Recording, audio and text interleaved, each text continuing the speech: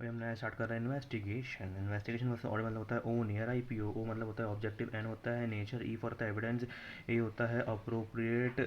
Agency, are होता है reporting, आई होता है इनहेरेंट लिमिटेशंस, आई पी होता है पी होता है पीरियोडिसिटी, ओ होता है observance of accounting policy. Object पहले हमारा है, दूसरा इन्वेस्टिगेशन का है, ठीक है, हमारे यहाँ नॉर्मल रिपोर्ट, ठीक है, ऑडिट, ठीक है। ये होता है कि ओपन रीजनेबल एश्योरेंस वाला जाएगा। टू यहाँ पर क्या होता है, टू एस्टेब्लिश और फैक्ट और हैपनिंग एंड असेस करना पड़ेगा, पेड असेस करना पड़ेगा, पार्ट पर सिचुएशन को असेस करना पड़ेगा, ठीक है। नेचर क्या है, नेचर देखो ये क्या है, मैंडेटरी है, हमारा वाला मैंडेटरी है, उसका क्या है वॉलेंट्री, वो उसका वॉलेंट्री मन मर्जी है, ठीक है। उसके यहाँ पे क्या हो जाएगा, टेस्ट चेकिंग, यहाँ पे टेस्ट चेकिंग चलता है, वहाँ पे डिटेल्ड स्टडी होता है, टेस्ट हमारा टेस्ट चलेगा, थोड़ा बड़ा टेस्ट करेगा, वहाँ पे डिटेल स्टडी होता है, ठीक है। चेकिंग याद रखने का, नेचर में चेकिंग है, test checking detail study, evidence मतलब ये हो जाता है हमारा हमारा कौन सा हमारा ऐसी एविडेंस रहता है, प्राइमा फेसी रहता है, तो कॉन्क्लूसिव एविडेंस रहता है, ठीक है, prima facie conclusive. Appointing agency हमारा क्या रहता है कि बाय बोर्ड ऑफ डायरेक्टर और स्टेक होल्डर्स, ठीक है, शेयर होल्डर्स, इसका थर्ड पार्टी रिपोर्टिंग भी बोर्ड ऑफ डायरेक्टर ओनर को करना पड़ता है, ठीक है, ओनर एंड शेयर होल्डर्स, ठीक है। यहाँ पे किसको करना पड़ता है, person to whom investigation is done, ठीक है। एंड देन उसके बाद इनहेरेंट लिमिटेशन, यहाँ पे हमारी इन्विटेशन तो है सफर, यहाँ पे कोई लिमिटेशन है ही नहीं। पीरियडिसिटी यहाँ पे वही क्वार्टरली करना पड़ता है, हाफ ईयरली या फिर ईयरली, यहाँ पर कोई लिमिट नहीं है, साल भर चल सकता है। ऑब्जर्वेंस ऑफ अकाउंटिंग पर यहाँ पे गैप चलता है, यहाँ पे क्या होता है इन्वेस्टिगेशन एनालिसिस एंड नेचर होता है, या फिर रिक्वेस्ट जो भी रिक्वायर्स माइंड, ठीक है। बस यहाँ पे एस्टेब्लिशिंग फैक्ट्स और हैपनिंग याद रखने का, टेस्टिंग याद रखने का, भूलने का नहीं, प्राइमरी फेसी वगैरह याद रखने का। बस उसके बाद स्टेप्स इन्वेस्टिगेशन सबसे ईजी स्टेप है, सबसे पहले क्या करेंगे, ऑब्जेक्टिंग स्कोप देखेंगे, उसके बाद इन्वेस्टिगेशन फॉर्मुलेट करेंगे, प्रोग्राम करेंगे, एंड देन उसको क्या करेंगे,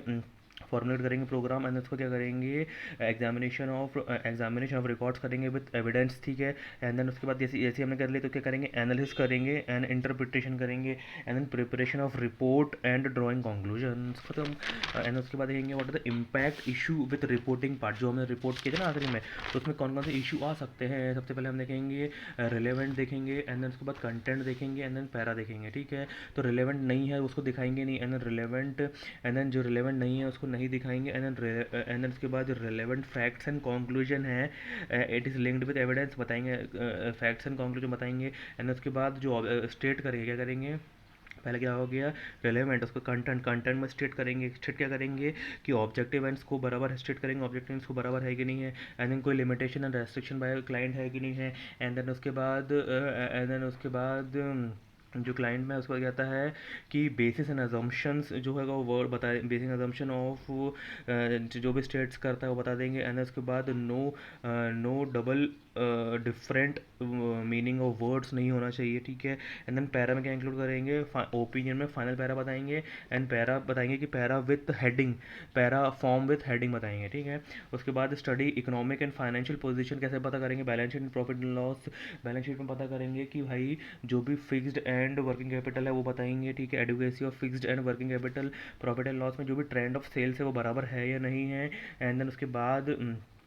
से trend of sales and profit बराबर है कि नहीं है, एंड देन प्रॉफिट है उसके फैक्टर से रिटर्न ऑफ कैपिटल एम्प्लॉयड बराबर है कि नहीं है, रील करता है कि नहीं करता, और जो कंपनी है वो 100% कैपेसिटी में कर रही है नहीं कर रही है, फर्दर इंप्रूवमेंट की जरूरत है, सब में क्वेश्चन मार्क आएगा, ठीक है। अभी assessment of future maintainable turnover, turnover को कैसे पता करेंगे, फ्यूचर मेंटेनेबल टर्नओवर पता करना है तो हम कैसे करेंगे, देख हम करेंगे एक बैलेंस, हम करेंगे एक मार्केटेबिलिटी,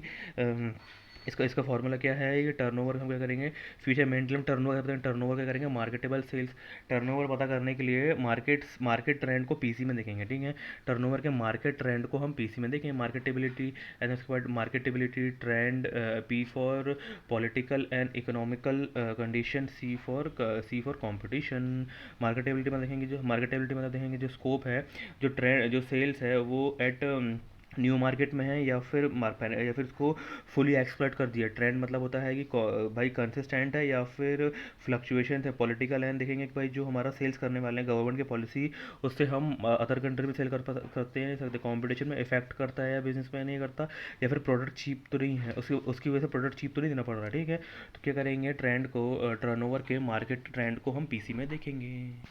अगर हमें असेस करना है, इन्वेस्टिगेशन करना है, तो अगर उसने क्वेश्चन में आया कि ट्रेड रिसीवेबल को कंसिडर करना है तो हम क्या करेंगे, सबसे पहले प्रोविजन को बैड डेट्स मेड है कि नहीं है, at the end of the year right of तो नहीं कर दिया। एजिंग एनालिसिस मतलब क्या होता है, classified as according to the age, और जो लेंथ ऑफ क्रेडिट बहुत ज़्यादा तो नहीं दिया, और हैवी डिस्काउंट एक्सेसिव डिस्काउंट तो नहीं दिया है, बस खत्म, इसमें इतना ही आएगा। ठीक है, उसके बाद अगर मान लो कि वर्किंग कैपिटल लगाते हैं रिक्वायरमेंट इन फ्यूचर तो कैसे करेंगे, सबसे पहले देखेंगे जो रेशियो है of inventory and turnover ratio increase हुआ या नहीं हुआ है, और जो ट्रेड पेबल है वो पेड एडुकेट प्रॉम्प्टली पेड हुए या नहीं हुए हैं, या फिर बैकलॉग तो नहीं है, या फिर इफेक्ट क्या आएगा inventory trade receivable trade payable में अगर इंक्रीज इन टर्नओवर हो जाएगा और न्यू प्रोडक्ट इंट्रोड्यूस जाएगा तो क्या इफेक्ट पड़ेगा। टाइप्स ऑफ इन्वेस्टिगेशन क्या आता है, सबसे non statutory types of investigation क्या आता है, सबसे पहले आता है कि इन्वेस्टिगेशन अगर बैंक ने अगर लोन दिया है किसी कस्टमर को, लोन टू कंपनी दिया है तो कैसे करेंगे। सबसे एग्जांपल रिलायंस है, एसबीआई बैंक है, यहाँ पे लैंड खरीद रहे हैं, यहाँ पे आईसीआईसीआई बैंक, दिमाग में आना चाहिए। ठीक है, सबसे पहले आएगा, सबसे पहले क्या आ जाएगा, पर्पस ऑफ लोन क्या है and how invest of loan amount. ठीक है,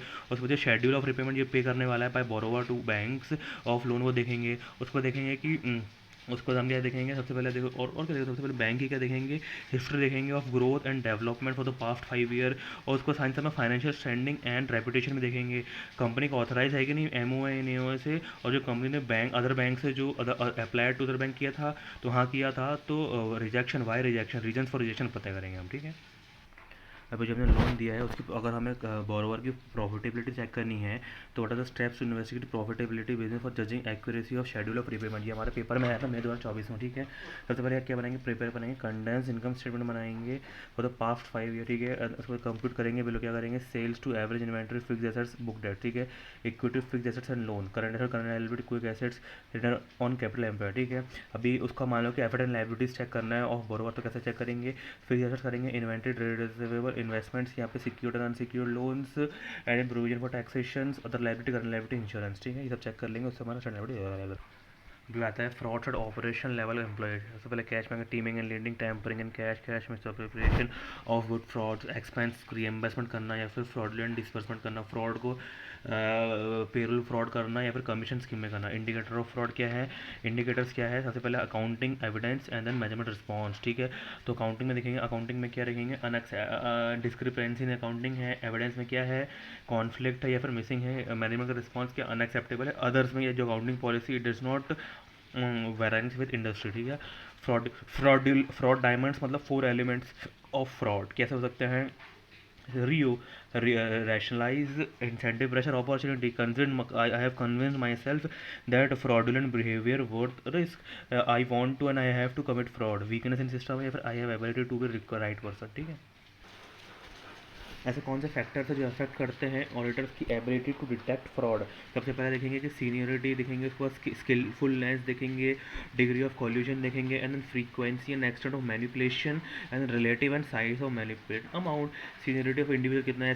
स्किलफुल है कितना, प्रिपेयर डिग्री ऑफ कॉल्यूजन किया हुआ है। उसके बाद इन्वेस्टिगेशन ऑन बिहाफ ऑफ, अगर कोई इनकमिंग पार्टनर आ रहा है तो उसके बिहाफ में इन्वेस्टिगेशन करेंगे तो क्या क्या पॉइंट देखेंगे भाई, high historian growth of form देख लेंगे, और साथ साथ में उसका स्क्रूटनी कर लेंगे प्रॉफिटेबिलिटी। ठीक है, स्पेशलाइजेशन ऑफ फर्म क्या है, उसके बाद क्वालिटी ऑफ की पर्सनल क्या है, रीजन एडमिशन रीजन करना है उसका रीज़न क्या है, उसका डीड ऑफ पार्टनरशिप वो पढ़ लेंगे, एग्जामिनेशन ऑफ एफर्ट लाइबिलिटी लेंगे, capital employed rate of return देख लेंगे, गुडविल देख लेंगे। ठीक है, अगर मान लो कि इन्वेस्टिगेशन कर रहे हैं फॉर पर्सन जो बिजनेस बाय करना चाहता है, in case of partnership and proprietorship भाई रीजन पूछ लेंगे, sale and effect on turnover, अगर बल्क सेल हो रहा है तो जो स्मॉल नंबर ऑफ कस्टमर है उनमें इफेक्ट क्या आएगा प्रॉफिटेबिलिटी में अगर वो विड्रॉल कर देते हैं तो, लीज आ जाएंगे, पेटेंट आएगा, गुडविल आएगा, लीज से दिखेंगे। उसके बाद टर्म ऑफ लीज देख लेंगे, लेंथ ऑफ लीज देख लेंगे, उसका renewable extension, and then patent देख लेंगे, अनएक्सपायर्ड पीरियड ऑफ पेटेंट देख लेंगे, और गुडविल का देख लेंगे, वैल्यूएशन देख लेंगे, बराबर दिया था ये नहीं दिया था। उसके बाद एज ऑफ मैनेजर स्टाफ देख लेंगे कि भाई कंटिन्यूइंग लाइफ में उसका एज कितना बराबर है या नहीं है। अगर मान लो कि वही इन्वेस्टिगेशन करते हैं for person who is willing to buy the company, authorization share capital, authorization issued capital देख लेंगे, अनकॉल्ड लाइबिलिटी ऑन शेयर देख लेंगे, जो कैपिटल है मान लो कि वो डिवाइडेड इंटू डिफरेंट क्लास है तो उसमें राइट्स कितना है ऑफ ईच क्लास, उसको dividend paid and past year manage mortgage on assets देख लेंगे, एंड जो प्राइस है जो पे कर रहे हैं विच शेयर ऑफर्ड एट। ठीक है, इसी के साथ हमारा जो प्यारा चैप्टर है इन्वेस्टिगेशन का बड़ा है लेकिन बहुत ईजी है वो ख़त्म हो जाता है।